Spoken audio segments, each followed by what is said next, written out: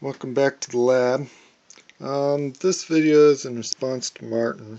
He posted a video about being able to look at capacitors,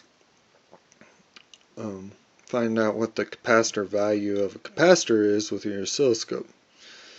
I just want to clarify a couple things for him if he cares. He might not even care, but so this is the schematic I'm using. I'm doing a couple things a little bit different. I have a 10K resistor. I have my unit under test, or my capacitor under test.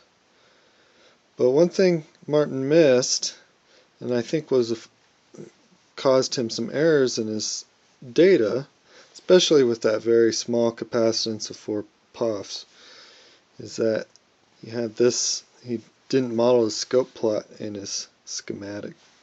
So I'm doing the same thing. I'm running a function generator. Doesn't really matter what operating frequency you're at, as long as your voltage is enough that you can see what your rise time is and stuff, and that it eventually settles out. Doesn't have to be real exact, because if you're also looking at the input signal here and the output signal on your scope, then you know what your maximum voltage should be, and you know where your settle time is. Now, another mistake Martin made was that he used a 1 mega ohm resistor here. When you use a 1 mega ohm resistor here, ignore the capacitors for a second, and then you have a 10 mega ohm resistor in the input of your scope. So you end up with a voltage divider there. That voltage divider is going to give you about 9 volts, and was exactly what Martin was seeing. So let me just show you a couple things. I've taken my smallest, stock capacitor, and it's 150 puff. And right there, I've got an analog scope, so I do things a little bit differently than what Martin did. But you can see the same sort of thing. Here's the start rise time. Right here's about 62%, and my scale there is 0.5 microseconds. So my rise time there is about 2 microseconds. And I did the math there, and I'm getting 200 puff. But my capacitor is supposed to be 150 puff. So what the hell's going on, right? Well, what's going on is that Martin didn't look at this capacitor right here. This capacitor, remember, when capacitors are in parallel, which they are here, they sum. Okay?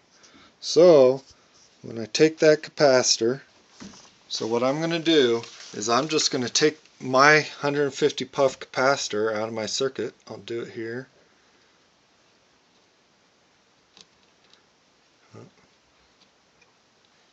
And then I still have all my grounds connected together right here. Okay, so now I'm just measuring the capacitance of just my scope probe. Okay, it's just my probe. So I'll look up my scope plot here again. You notice I'm still getting a rise time. If I zoom into this a little bit, still have the rise time. Okay, let me do a couple things here real quick. Right here is about 62%, 63%, right in that range. Okay, so if you look here, I'm at a scale of 0.1 microseconds. So I go from 0 to about 60% of my total charge, which is the top line. It's going to be my total charge. I go from 0 to about 62% in 3 microseconds. Now notice I don't have a perfectly straight edge on my rise time. That's going to play a part of it too. It's not going to play a big part, but it's still going to play a part.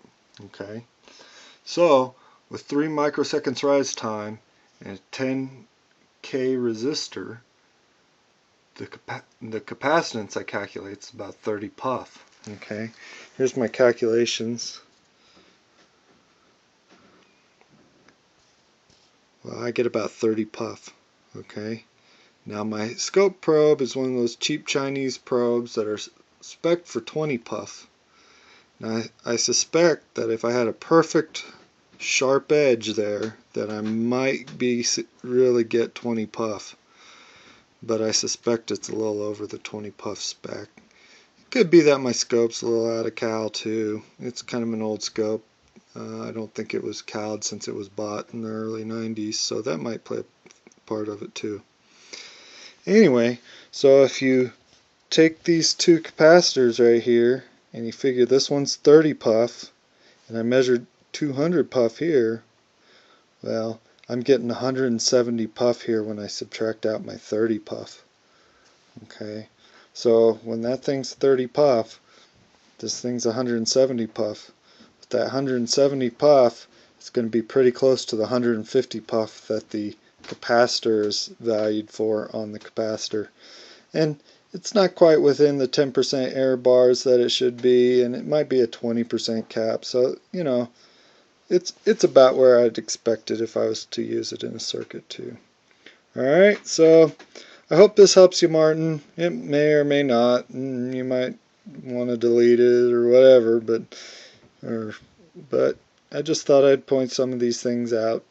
The 1 meg thing, you know, that's a simple resistor divider, so I didn't really go into that, but be careful of that. And I suspect that's where some of your noise was coming from on your ripple. Could also had to do with some of your probing techniques too. So if you have questions, drop me a line. Alright, bye.